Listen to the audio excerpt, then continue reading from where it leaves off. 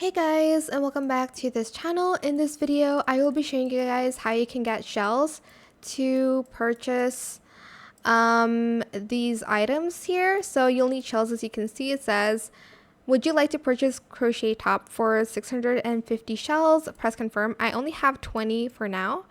To get shells, you can either do the baddie pass.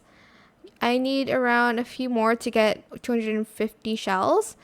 Or in playing the game, you can also get shells. So if you play the game continuously, when the round has ended, you'll get shells as well as money as per usual there. Let me just do the sweating day real quick. So that's how you can get shells. You'll need to either play rounds or do daily tasks or do the baddie pass, which is kind of similar honestly to the daily tasks. So do that.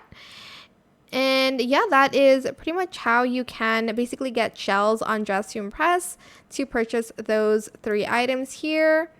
So yeah, I hope this tutorial was helpful for you guys. Don't forget to like, comment, share, and also subscribe to this channel if you haven't done that already.